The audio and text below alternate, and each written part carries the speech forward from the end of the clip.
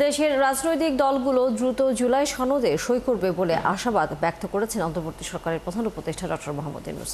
জাতিসংঘের সাধারণ পরিষদের অধিবেশনের ফাঁকে পাকিস্তানের প্রধানমন্ত্রী শাহবাজ শরীফের সাথে বৈঠককালে তিনি একথা জানান। তিনি আরও বলেন, বাংলাদেশে নতুন করে স্বৈরশাসকের উত্থান রোধ করাই সংস্কারগুলোর উদ্দেশ্য। এছাড়াও বাংলাদেশের প্রধান উপদেষ্টা কসোভো এবং ইতালির প্রধানমন্ত্রীর সাথেও বৈঠক করেছেন। আরও জানাচ্ছেন মামুন হোসাইন।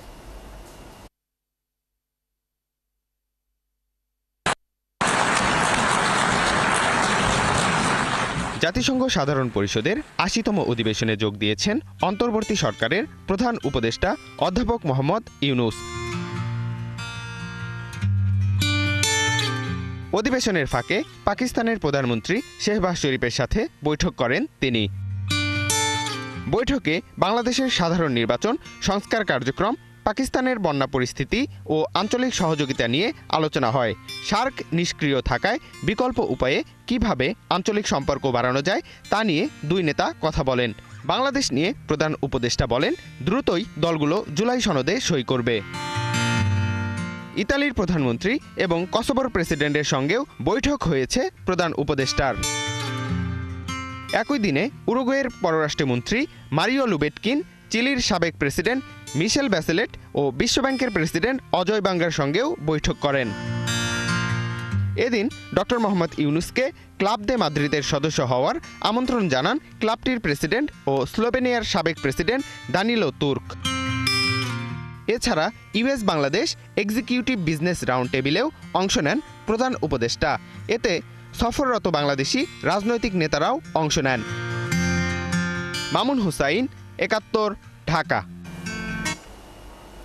প্রথমবারের মতো কার্বন নিঃসরণ কমানোর সুনির্দিষ্ট লক্ষ্য ঘোষণা করেছে চীন। ২০৩৫ সালের মধ্যে দেশটি পুরো অর্থনীতিকে গ্রিন হাউস গ্যাসের নিঃসরণ ৭ থেকে ১০% কমাবে তারা। আর ফরাসি প্রেসিডেন্ট ইমানুয়েল ম্যাক্রো বলেছেন, জলবায়ু পরিবর্তন মোকাবেলায় দরিদ্র দেশগুলোর জন্য বৈজ্ঞানিক উদ্ভাবন দরকার, আর এই জন্য বেসরকারি অর্থ সহায়তার প্রতি জোর দেন তিনি। আরও জানাচ্ছেন আফসানা শামীম। বিশ্বের সবচেয়ে বেশি গ্রিনহাউস ও জলবায়ুর জন্য অন্যান্য ক্ষতিকর গ্যাস নিঃসরণকারী দেশ চীন। এবারই প্রথম গ্যাস নিঃসরণ কমানোর সুনির্দিষ্ট লক্ষ্য ঘোষণা করল তারা। জাতিসংঘে দেয়া এক ভিডিও বার্তায় চীনের প্রেসিডেন্ট শি জিনপিং জানান, ২০৩৫ সালের মধ্যে দেশটি পুরো অর্থনীতিতে গ্রিনহাউস গ্যাসের নিঃসরণ ৭ থেকে 10% কমাবে। ভবিষ্যতে এই পরিমাণ আরও বাড়বে বলেও জানান তিনি। ২০৩৫ সালের মধ্যে কার্বন নিঃসরণ ৭ থেকে ১০ ভাগ কমাবে চীন। ভবিষ্যতে আরও বেশি কিছু করতে চাই আমরা। একই সাথে নবায়নযোগ্য জ্বালানির ব্যবহার ৩০ ভাগ বাড়াচ্ছি। ফরাসি প্রেসিডেন্ট বলেছেন, জলবায়ু পরিবর্তন মোকাবেলায় দরিদ্র দেশগুলোকে সহায়তার জন্য বৈজ্ঞানিক উদ্ভাবন দরকার, আর এই অর্থ জোগাতে বেসরকারি খাতকে আগ্রহী করে তোলার প্রতিও জোর দেন তিনি। দারিদ্র্যের সাথে লড়াই অথবা বিশ্বকে বাঁচানো, এই দুইয়ের মাঝে বেছে নিতে হবে। এমন পরিস্থিতিতে কোনো দেশকেই ফেলা উচিত হবে না। সবারই নিজের পথ বেছে নেয়ার অধিকার আছে। সবচেয়ে হুমকির মুখে থাকা দেশগুলোর জন্য সহায়তা দরকার নতুন নতুন বৈজ্ঞানিক উদ্ভাবন, আর এজন্য বেসরকারি খাতগুলোকে এগিয়ে আসতে হবে। এদিকে জাতিসংঘ মহাসচিব অ্যান্তোনিও গুতেরেস বলেন, প্রতিশ্রুতিগুলো অত্যন্ত গুরুত্বপূর্ণ। তার ভাষায়, দেশগুলোকে এমন পরিকল্পনা দিতে হবে যাতে সব ধরনের গ্রিনহাউস গ্যাস নিঃসরণ অন্তর্ভুক্ত থাকবে এবং যা ১.৫ ডিগ্রি লক্ষ্যর সঙ্গে সামঞ্জস্যপূর্ণ হবে। তিনি আরও সতর্ক করে বলেন, আগামী কয়েক বছরে উল্লেখযোগ্য হারে নিঃসরণ না কমালে ১.৫ ডিগ্রি সেলসিয়াস সীমা রক্ষা করা সম্ভব হবে না। আফসানা শাওন, ৭১। মিয়ানমারের রোহিঙ্গাদের নিরাপদ এবং সম্মানজনক প্রত্যাবাসন নিশ্চিত করতে রাজনৈতিক সমাধান প্রয়োজন বলে মনে করছে জাতিসংঘ। Rohingya perspectives on pathways to a safe, dignified and peaceful future শীর্ষক জাতিসংঘের এক প্রতিবেদনে এসব তথ্য উঠে এসেছে। প্রতিবেদনটি গত মঙ্গলবার প্রকাশ করা হয়। প্রতিবেদনে বলা হয়, রোহিঙ্গারা চাইছেন জাতিসংঘ, আঞ্চলিক শক্তিধর দেশগুলো ও ইসলামী সহযোগিতা সংস্থা OIC সক্রিয় নেতৃত্বে মিয়ানমারের পক্ষগুলোর ওপর চাপ সৃষ্টি করুক। তারা মনে করেন, শুধু স্থানীয় বা মানবিক সহায়তায় যথেষ্ট নয়, নিরাপদ ও মর্যাদাপূর্ণ প্রত্যাবাসনের জন্য আন্তর্জাতিক সম্প্রদায়ের সমন্বিত উদ্যোগ প্রয়োজন। প্রতিবেদনে রোহিঙ্গাদের নেতৃত্বে সংকটের কথা উঠে এসেছে। সাধারণ রোহিঙ্গাদের মধ্যে আশ্রয় শিবিরে মাঝি ও প্রবাসী নেতাদের উপর বড় রকমের অবিশ্বাস রয়েছে। এসব ব্যক্তির বিরুদ্ধে দুর্নীতি ও স্বার্থপরতার অভিযোগ আছে। নিউ ইয়র্কের একটি থানায় গিয়ে মামলা করেছেন আক্তার হোসেন। জাতিসংঘের সাধারণ পরিষদের সম্মেলনে যোগ দিতে নিউ ইয়র্কে গেলে এনসিপি সদস্য সচিব আক্তার হোসেনের উপর হামলার ঘটনায় একটি মামলা দায়ের করা হয়েছে। নিউ ইয়র্কের স্থানীয় সময় বুধবার রাত 1টায় এয়ারপোর্টের কাছে পোর্ট অথরিটি সুপার ডিপার্টমেন্ট থানায় গিয়ে মামলাটি দায়ের করেন তিনি। মামলায় 2 জনের নাম উল্লেখ করে অজ্ঞাত 15 থেকে 20 জনকে আসামি করা হয়েছে। আসামিরা বাংলাদেশে কার্যক্রম নিষিদ্ধ রাজনৈতিক দল আওয়ামী লীগের সাথে জড়িত বলে উল্লেখ করেন তিনি। একাত্তর টেলিভিশনের সাংবাদিককে একটি ভিডিও বার্তা দিয়ে এ তথ্য জানান তিনি। এয়ারপোর্টের হামলার পরে আজ সন্ধ্যাবেলা আওয়ামী সন্ত্রাসীরা আবার হোটেল লবিতে এসেছিল হামলা করার উদ্দেশ্যে, এবং সে সময় যুক্তরাষ্ট্রে অবস্থানরত এনসিপির সদস্যরা এবং আবার শুভাকাঙ্ক্ষীরা তারা তাদেরকে প্রতিহত করেন এবং পুলিশের সঙ্গে যোগাযোগ করেন। পরবর্তীতে পুলিশ ইনভেস্টিগেশন অফিসার তিনি প্রিসেপ্টে এসে মামলা দায়ের করার জন্য আমাদেরকে পরামর্শ দেন। তার প্রেক্ষিতে আমি এয়ারপোর্টের খুব কাছের যে থানা পুলিশের রয়েছে সেখানে এসেছি, এবং যারা সেই দিন আমাদের উপরে হামলা করেছিল এবং হত্যার চেষ্টা করেছিল, ডেথ থ্রেট দিয়েছিল, তাদের ব্যাপারে আমরা এখানে মামলা দায়ের করেছি। এবং একই সাথে ইউএস পুলিশকে আমরা এই বিষয়টা অবহিত করেছি যে যারা এই ঘটনাগুলো যুক্তরাষ্ট্রে ঘটাচ্ছেন তারা বাংলাদেশে নিষিদ্ধ এমন একটি সংগঠনের সঙ্গে জড়িত, যারা গত বছর বাংলাদেশে গণহত্যা চালিয়েছেন, মানবতা বিরোধী অপরাধ চালিয়েছেন, এবং ইউএনের যে রিপোর্ট সে ব্যাপারে আমরা তাদেরকে অবহিত করেছি। আমরা মনে করি যে আওয়ামী সন্ত্রাসীরা তারা দেশে হোক দেশের বাইরে যেখানেই হোক, আমরা তাদের ব্যাপারে আইনগতভাবে যে প্রতিকারের ব্যবস্থা সেটা আমরা গ্রহণ করব, এবং আমরা এই কথা বিশ্বাস করি যে আওয়ামী সন্ত্রাসীরা তারা যত ধরনের অপরাধ করেছেন সেই অপরাধগুলোকে আইনগতভাবেই নিষ্পত্তি করা সম্ভব, এবং আওয়ামী লীগ তার সন্ত্রাস নিয়ে বাংলাদেশে আর ফিরে আসার সুযোগ পাবে না। হাসানুল হক ইনুর বিরুদ্ধে মানবতা বিরোধী মামলার পরবর্তী শুনানি 29 সেপ্টেম্বর ধার্য করেছে আন্তর্জাতিক অপরাধ ট্রাইব্যুনাল 2। জুলাই গণঅভ্যুত্থানে কুষ্টিয়ায় 7 জনকে হত্যার মামলায় সাবেক মন্ত্রী হাসানুল হক ইনুর বিরুদ্ধে অভিযোগের শুনানি শেষে একথা জানায় ট্রাইব্যুনাল। বৃহস্পতিবার সকালে প্রসিকিউশনের পক্ষ থেকে আন্তর্জাতিক অপরাধ ট্রাইব্যুনাল 2 এ অভিযোগপত্র জমা দেওয়া হয়। এরপর অভিযোগের ওপর শুনানি হয়ে আমলে নেন ট্রাইব্যুনালের বিচারপতি। ইনুর প্রত্যক্ষ তত্ত্বাবধানে এই হত্যাকাণ্ডে সুনির্দিষ্ট প্রমাণ পাওয়া গেছে বলে জানিয়েছেন প্রসিকিউটররা। ইনুর বিরুদ্ধে মোট 8টি অভিযোগ আনা হয়েছে। তাকে জুলাই অভ্যুত্থানে গণহত্যার মাস্টারমাইন্ডের একজন হিসেবেও বিচার চেয়েছে প্রসিকিউশন। ট্রাইব্যুনাল ফরমাল চার্জ আমলে নিয়ে আসামিদের বিরুদ্ধে আনুষ্ঠানিক বিচার শুরুর নির্দেশ দেবেন। এই মামলায় ইনুকে 21 আগস্ট গ্রেফতার দেখিয়ে কারাগারে পাঠানো হয়েছে। প্রসিকিউশন বলেছে তার কল রেকর্ড ও গণমাধ্যমে দেওয়া সাক্ষাৎকার চার্জ গঠনে ভূমিকা রেখেছে। হাসানুল হক ইনু তৎকালীন ক্ষমতাসীন 14 দলীয় জোটের অন্যতম শরিক। তিনি তার ঊর্ধ্বতন অবস্থান থেকে স্থানীয় এসপি এবং তার দলীয় ক্যাডার বাহিনীকে বিভিন্ন ধরনের নির্দেশনা দিতেন, এবং শেখ হাসিনাকে সরকারের আইন শৃঙ্খলা বাহিনী এবং আওয়ামী লীগ এর অঙ্গ সংগঠন যুবলীগ, ছাত্রলীগ সহ বিভিন্ন সশস্ত্র ক্যাডারদেরকে বিভিন্ন ধরনের অপরাধ সংগঠনে উস্কানি দিয়েছিলেন। 24 জুলাই আগস্টে গণহত্যা মানবতা বিরোধী অপরাধের আনুষ্ঠানিক বিচার চলছে দুটি ট্রাইব্যুনালে। বৃহস্পতিবার ট্রাইব্যুনাল 1-এ চলছে চাঙ্খারপুলে 6 জনকে হত্যার মানবতা বিরোধী অপরাধের মামলার 8ম দিনের সাক্ষ্য গ্রহণ। এদিন 2 প্রত্যক্ষদর্শী সাক্ষ্য ও জেরা সম্পন্ন করা হবে। এই মামলায় সাবেক ডিএমপি কমিশনার হাবিবুর রহমান সহ আসামির সংখ্যা 8 জন আর সাক্ষী সংখ্যা 79 জন, যাদের মধ্যে 13 জনের সাক্ষ্য সম্পন্ন হয়েছে। এদিকে আশুলিয়াতে মরদেহ পোড়ানো সহ 7 জনকে হত্যা মামলায় 6ষ্ঠ দিনের সাক্ষ্য গ্রহণ চলছে ট্রাইব্যুনাল 2-এ। মামলা 7ম সাক্ষী শফিকুলের জেরা সম্পন্ন করা হবে। এই মামলায় আসামি সংখ্যা 16 আর সাক্ষী সংখ্যা 62। বরিশাল আদালত পরিদর্শন করেছেন প্রধান বিচারপতি সৈয়দ রেফাত আহমেদ এর নেতৃত্বে ইউরোপীয় ইউনিয়ন সহ বিভিন্ন দেশের রাষ্ট্রদূত। বৃহস্পতিবার সকাল 9:30টায় প্রধান বিচারপতি সহ সুইডিশ, নরওয়ে, ইউরোপীয় ইউনিয়ন ও ব্রিটিশ হাই কমিশনার এবং ইউএনডিপির প্রতিনিধিরা আদালত পরিদর্শনে আসেন। এ সময় আদালতের বিচারিক এবং আইনজীবী সমিতির নেতারা তাদের শুভেচ্ছা জানান। দেশের বিচার বিভাগকে পৃথকীকরণ করতে প্রধান বিচারপতি কাজ করছেন। এরই অংশ হিসেবে সাধারণ মানুষের বিচার সেবা প্রক্রিয়া দেখতে ইউএনডিপির প্রধান সহ 7 জন ডেলিগেট আদালতে পরিদর্শন করেন। পরে প্রধান বিচারপতি লিগ্যাল এইডের সভায় যোগ দেন। বর্তমানে দেশে সারের কোনো ঘাটতি নেই, সামনেও যেন না হয় সেজন্য প্রয়োজনীয় ব্যবস্থা নেওয়া হয়েছে বলে জানিয়েছেন কৃষি বিষয়ক উপদেষ্টা জাহাঙ্গীর আলম চৌধুরী। আন্তর্জাতিক বাজারের সাথে সামঞ্জস্য রেখে সার আমদানি করা হবে বলেও জানান তিনি। এ সময় তিনি আরও বলেন, আওয়ামী লীগ সরকারের আমলে আমদানি করা সারের অনেক বকেয়া ছিল, যা অন্তর্বর্তী সরকার পরিশোধ করছে। কোনো ঘাটতি নেই, আগামী মৌসুমেও কোনো ঘাটতি যেন না হয় সে লক্ষ্যে আমরা ইতিমধ্যেই প্রয়োজনীয় পদক্ষেপ গ্রহণ করেছি। সার আমদানিতে সকল সিন্ডিকেট ভেঙে দেওয়া হয়েছে। বৈশ্বিক মূল্যের সাথে সামঞ্জস্য এখন সার আমদানি করা হবে। কৃষি জমি সংরক্ষণ কঠোর বিধান রেখে ভূমি ব্যবহার ও কৃষি ভূমি সুরক্ষা অধ্যাদেশ প্রণয়নের কাজ চলছে। আপনারা জানেন যে আমাদের কৃষি জমি কিন্তু দিন দিন কমেই যাচ্ছে। এটার জন্য আমরা একটা কৃষি জমি সুরক্ষা আইনও আমরা করে দেওয়ার চেষ্টা করতেছি এবং এটা হয়তো আমরা করে দিয়ে যেতে পারবো আল্লাহ দিলে। কোনো অবস্থাতেই ফসলি জমি যেন নষ্ট না হয় এই ব্যবস্থা করা হবে। বর্ধিষ্ণু জনগণের খাদ্য পুষ্টি নিশ্চিতে কৃষি জমি রক্ষায় আমরা সর্বোচ্চ গুরুত্ব দিয়েছি। কয়েক সপ্তাহের মধ্যে দেশে ফিরবেন তারেক রহমান। নির্বাচন সহ গণতান্ত্রিক পুনরুদ্ধারে নেতৃত্ব দেবেন বলে মন্তব্য করেছেন বিএনপির স্থায়ী কমিটির সদস্য ডক্টর AJM জাহিদ হোসেন। বৃহস্পতিবার সকালে সাবেক রাষ্ট্রপতি জিয়া রহমানের সমাধিতে ডিপ্লোমা ফার্মাসিস্ট অ্যাসোসিয়েশনের নবনির্বাচিত সদস্যদের নিয়ে শ্রদ্ধা নিবেদন শেষে কথা বলেন তিনি। তিনি বলেন, দল থেকে যারা জনগণের কাছে সমাদৃত এবং দলীয় জরিপের ফলাফলে এগিয়ে থাকবে, তারাই আগামী নির্বাচনে বিএনপির মনোনয়ন পাবে। আগামীতে নির্বাচনকে সামনে রেখে দেশি বিদেশি সকল ষড়যন্ত্র মোকাবেলা করে তারেক রহমানের নেতৃত্বে বিএনপি নির্বাচনে অংশ নেবে এবং দল সেভাবেই এগুচ্ছে বলে মন্তব্য করেন ডক্টর জাহিদ।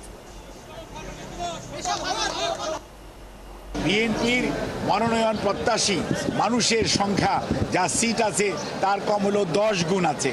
কাজেই বিএনপি তার কে প্রার্থী হবেন কে হবেন না সেটির জন্য আমাদের স্থানীয় নেতৃবৃন্দ, জেলার নেতৃবৃন্দ, আমাদের দলের পক্ষ থেকে জরিপ এবং সর্বোপরি জনগণের ভালোবাসায় যেই সমস্ত মানুষগুলো নিজ নিজ এলাকায় উদ্ভাসিত, তাদেরকেই বাংলাদেশ জাতীয়তাবাদী দল ইনশাল্লাহ আপনারা দেখতে পাবেন খুবই সহসাই যে তাদেরকে মনোনয়ন দেওয়ার ব্যাপারে দিয়ে তারা সিদ্ধান্ত গ্রহণ করবে। প্রতিবেশী দেশের পক্ষ থেকে যে কোনো রাজনৈতিক হস্তক্ষেপ বাংলাদেশের জন্য বড় চ্যালেঞ্জ বলে মনে করে জামায়াত। আগামী নির্বাচনে বাংলাদেশের জন্য কি চ্যালেঞ্জ অপেক্ষা করছে, চীনের প্রতিনিধি দলের এমন প্রশ্নের জবাবে এ উত্তর দিয়েছেন দলটির আমির ডক্টর শফিকুর রহমান। বৃহস্পতিবার দুপুরে রাজধানীর মগবাজারে বাংলাদেশ জামায়াত ইসলামীর কেন্দ্রীয় কার্যালয়ে এক সংবাদ সম্মেলনে এসব মন্তব্য করেন দলটির সেক্রেটারি জেনারেল অধ্যাপক মিয়া গোলাম পারওয়ার। এর আগে Chinese people's institute for foreign অ্যাফেয়ার্সের vice president mister Zhou Pingjian এর নেতৃত্বে চীন সরকারের শীর্ষ পর্যায়ের এক প্রতিনিধি দল জামায়াত আমিরের সাথে সাক্ষাৎ করেন। এ সময় জামায়াত আমির চীনের প্রতিনিধি দলকে জানান, নির্বাচনমুখী দল হিসেবে নির্বাচনের প্রস্তুতি গ্রহণ করেছে তারা। এ সময় ফিলিস্তিনিদের পাশে দাঁড়াতে জামায়াতের পক্ষ থেকে চীনকে আহ্বান জানানো হয়েছে বলেও জানান মিয়া গোলাম পারওয়ার। প্রেস ব্রিফিংয়ে চীনের প্রতিনিধি দলের প্রধান মিস্টার জো পিংজিয়ান বলেন, পিপলস টু পিপলস ডিপ্লোম্যাসির অংশ হিসেবে চীন বাংলাদেশের জনগণের সাথে সম্পর্ক উন্নয়ন করতে চায়। চায়নার প্রতিনিধি দল এই প্রশ্ন করেছেন যে আপনারা বাংলাদেশের সামনে সবচেয়ে বড় চ্যালেঞ্জ কি মনে করেন। তার মধ্যে এটা আমিরে জামাত তুলে ধরেছেন যে প্রতিবেশী দেশের পক্ষ থেকে যে কোনো বিষয়ে হস্তক্ষেপ এবং ইন্টারফারেন্সটা আমাদের জন্য একটা বড় চ্যালেঞ্জ। তো সেটা মোকাবেলা করতে হবে জাতীয় ঐক্যের মধ্য দিয়ে। To do our part to promote people-to-people exchange, to promote people-to-people diplomacy. China and Bangladesh are good neighbors, good friends, good partners. Since our diplomatic relations 5 decades ago, we have supported each other, treated each other as equals for win-win outcome. নরসিংদীর পলাশ উপজেলার ঘোড়াশাল তাপবিদ্যুৎ কেন্দ্রে অগ্নিকাণ্ডের ঘটনা ঘটেছে। ভোর 4:30টার দিকে বিদ্যুৎ কেন্দ্রে ট্রান্সফরমারে এই অগ্নিকাণ্ডের ঘটনা ঘটে। পলাশ ফায়ার সার্ভিসের senior station officer Abdul Shahin জানান, খবর পেয়ে ভোর 5টার দিকে তাদের টিম ঘটনাস্থলে পৌঁছায়। পরে দুটি ইউনিটের 1 ঘন্টার চেষ্টায় আগুন পুরোপুরি নিয়ন্ত্রণে আনা হয়। ট্রান্সফরমারটি পুড়ে যায়। প্রাথমিকভাবে ধারণা করছে শর্ট সার্কিট থেকে এই অগ্নিকাণ্ডের ঘটনা ঘটে। তদন্ত সাপেক্ষে ক্ষয়ক্ষতির পরিমাণ পরে জানা যাবে। অগ্নিকাণ্ডের পর থেকে সকাল 9টা পর্যন্ত পলাশ উপজেলা ও পার্শ্ববর্তী কালীগঞ্জ বিদ্যুৎহীন হয়ে পড়ে। সকাল 9:30টার দিকে উপজেলার বিভিন্ন স্থানে বিদ্যুৎ সরবরাহ শুরু হয়। বাবা অসুস্থ, তাই নিজে অটোরিকশা নিয়ে বের হয়েছিলেন 15 বছরের কিশোর সিয়াম। তবে আর বাড়ি ফেরা হয়নি। ঘটনার 2 দিন পর পূর্বাচল থেকে উদ্ধার মরদেহ 4 দিন পর শনাক্ত করে পরিবারের অভিযোগ, পরিকল্পিতভাবে তাকে হত্যা করে ছিনতাই করা হয়েছে অটোরিকশাটি। তবে সপ্তাহ হতে চললেও খুনের কোনো কুলকিনারা করতে পারেনি পুলিশ। বিস্তারিত নিবিড় সাহার প্রতিবেদনে ক্যামেরায় ছিলেন SM বাপি। বাবা অসুস্থ, তাই কিস্তিতে কেনা বাবার অটোরিকশা নিয়ে গেল 17 সেপ্টেম্বর বাড্ডার বাসা থেকে বের হন 14 বছরের কিশোর সিয়াম। আর বাড়ি ফেরেনি সে।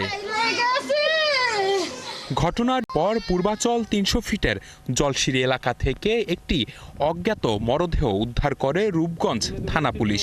তবে পচনধরায় লাশটির ময়নাতদন্ত শেষ করে দাফন করা হয়। পরিচয় জানতে ফেসবুকে মরদেহের কিছু ছবি আপলোড দিলে 21 সেপ্টেম্বর সেগুলো চোখে পড়ে সিয়ামের পরিবারের। পরনের শার্ট, প্যান্ট ও গেল ঈদে বাবার কিনে দেওয়া কোমরের বেল্ট দেখে উদ্ধার মরদেহটি সিয়ামের বলে নিশ্চিত করে পরিবার।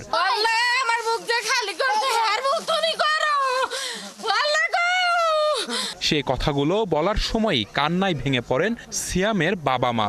আমি আমার বাবার শখ করে গাড়ি কিনা দিচ্ছি, ওই শখের গাড়ি আমার বাবারে খাইয়া লাইছে স্যার।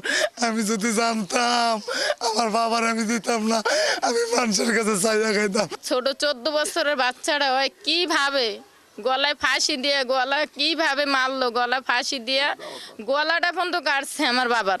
নিখোঁজ সিয়ামের খোঁজ করতে গেলে পরিবারের সদস্যরা জানতে পারেন অটোরিকশায় রিজার্ভ যাত্রী নিয়ে সবশেষ ভাটারার দিকে যাচ্ছিল সে। তাদের ধারণা অটোরিকশা ছিনতাই করতেই কৌশলে তাকে নিয়ে যাওয়া হয় জলসিঁড়ি এলাকায়। ওই জায়গায় কিন্তু পুলিশ সন্ধ্যার পরে সবসময় ডিউটিতে থাকে, কিন্তু ওই দিক রিক্সা নিয়ে অনেক ড্রাইভাররা যাইতে চায় না। ও কোনো সময় অসিনা পেছনদার রিজার্ভ যায় না। আমরা গাড়িও পাচ্ছি না, বাচ্চাও পাচ্ছি না। আমার ফুটেজটা দিলে আমাদের ভালো হয়। বলতে সেটা তো মামার বাড়ির আবদার না, তোমরা ডিফেন্সে যাও, ডিফেন্সের লোক আসলে তারপরে দেখতে পারবা। এখন এই সন্ধ্যাবেলা হয়েছে, এখন একটা টিপ নিয়ে মনে যাইতে পারবে না। ও যে যাবে ফেরত যে আসবে এরকম কোনো ভরসা নাই। পরিবার বলছে আব্দুল্লাহবাগ জান মসজিদের গলি ও সুবাস্তু মার্কেটের পেছনের রাস্তার সিসিটিভি ফুটেজ দেখলেই খুনিদের শনাক্ত করা সম্ভব। তবে সিয়াম হত্যাকাণ্ডের প্রায় 1 সপ্তাহ হলেও এখনো কুলকিনারা পায়নি পুলিশ।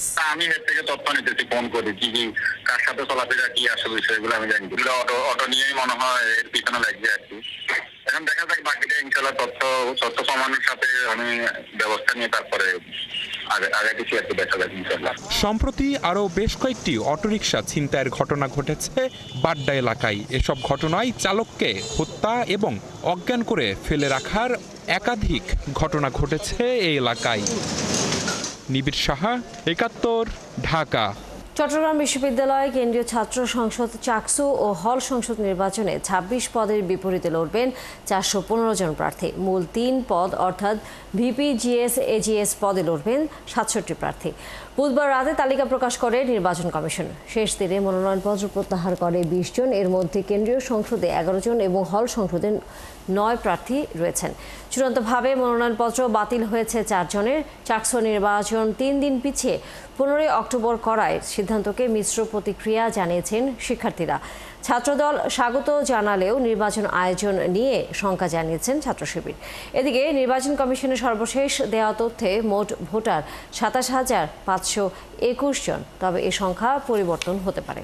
বগুড়ার সারিয়াকান্দিতে এক অধ্যক্ষকে বিদায় জানিয়েছে ছাইহাটা ডিগ্রি কলেজ কর্তৃপক্ষ। প্রিয় অধ্যক্ষ আওরঙ্গজেব স্বপনের অবসরের দিনেও মঞ্চ নয়, হাতির পিঠে বসে তার সহকর্মী ও শিক্ষার্থীরা বিদায় জানান।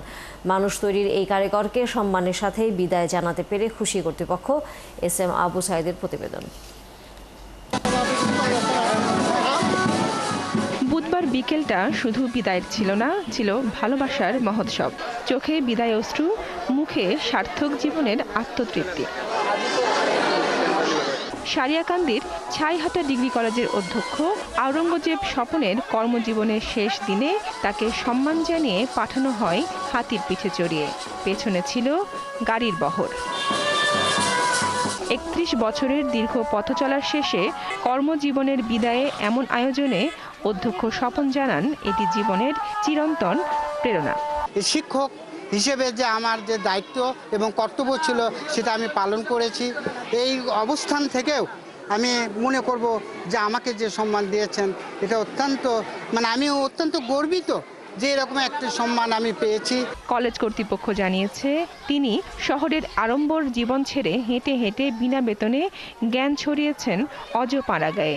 25 বছরে আপন হাতে সাজানো এই শিক্ষালয় তাকে শ্রদ্ধার সাথে বিদায় জানালো। এই কলেজকে একটা ছোট্ট টিনের ঘর থেকে এই পর্যন্ত নিয়ে এসছেন তিলে তিলে পরিশ্রম করে। দীর্ঘ 31 বছর তার শ্রম, মেধা, ঐকান্তিক প্রচেষ্টা দিয়ে এই দক্ষিণ জনপদের একটি শ্রেষ্ঠ বিদ্যাপীঠ হিসেবে প্রতিষ্ঠিত করেছেন। আবেগে আপ্লুত সহকর্মীরা জানান তিনি শুধু অধ্যক্ষ নন, ছিলেন অভিভাবক ও পথপ্রদর্শক। উত্তর বাংলার মধ্যে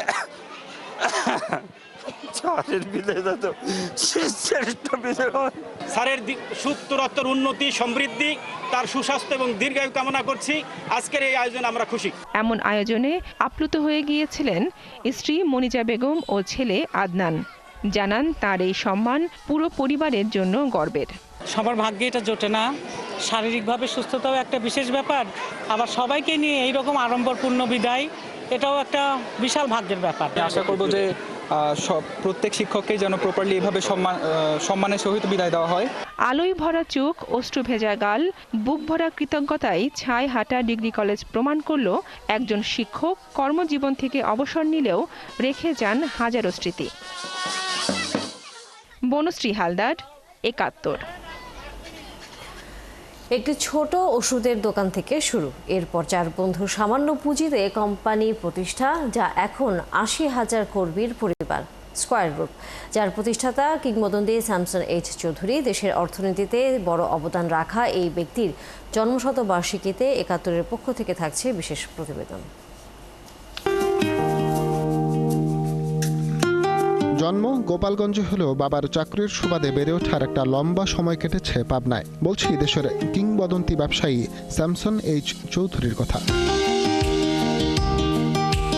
যিনি ঐকান্তিক প্রচেষ্টায় বাংলাদেশে গড়েছেন স্কয়ার গ্রুপের বিশাল সাম্রাজ্য। ছোটবেলা শেষ করে নিজের স্বপ্ন পূরণে মুম্বাই মানিয়ে যখন পাবনায় ফেরেন স্যামসন এইচ চৌধুরী, তার কিছুদিন পর বাবার পরামর্শে শুরু করেন হোসেন ফার্মেসির পরিচালনা।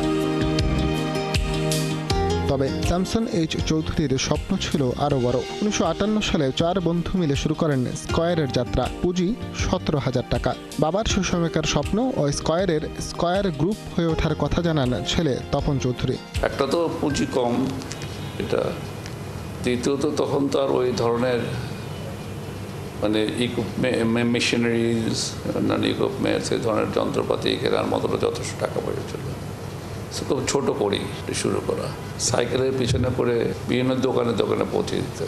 তো শুরুটা কিন্তু এইভাবেই। তারপরে বিভিন্ন জেলায় জেলায় ঘুরে শুধু দোকান, এবং অ্যাকচুয়ালি যেহেতু তখন তো আর কেউ জানে না, তো এটা আবার দোকানে বাকিতে বিক্রি করতে হতো। সেই টাকা উঠানো একটা বিরাট দায়িত্ব। তো এটা তো একটা ব্যবসার শুরুতে যা হয়, তো শুরুটা তো এত সহজ ছিল না। তপন চৌধুরীর মতে বাবা স্যামসন এইচ চৌধুরীর সবচেয়ে বড় গুণ, তিনি ছিলেন দূরদর্শী ও সত্যপ্রেমী। ছোটবেলাতে মানে বাবাকে খুব আমরা কাছে পাই, সোজা রাস্তার মানুষ ছিলেন। মানে উনি ভেরি স্ট্রেট ফরওয়ার্ড, এবং উনি সত্য কথাটা বলাটা মানে পছন্দ। আমার মনে আছে প্রত্যেকটা জিনিসই দেখতাম যে ওনার একটা দূরদৃষ্টিতা ছিল, ফোরসাইট যেটাকে বলি, এটা ওনার মধ্যে যথেষ্ট ছিল। স্কয়ার গ্রুপ আজ ৮০,০০০ কর্মীর এক বিশাল পরিবার। আগামীতেও এই পরিবার এভাবেই এগোবে অভিভাবক স্যামসন এইচ চৌধুরীর দূরদর্শিতাকে কাজে লাগিয়ে, এমনটি চান এমডি নিজেও। ফরহাদ ইবনে মালিক, ৭১, ঢাকা। চলছে সংবাদ সংযোগ। সরাসরি সংবাদ অনুষ্ঠান দেখতে থাকুন ৭১-এর ফেসবুক পেজে এবং সাবস্ক্রাইব করুন ৭১-এর ইউটিউব চ্যানেল। থাকুন ৭১-এর সাথে।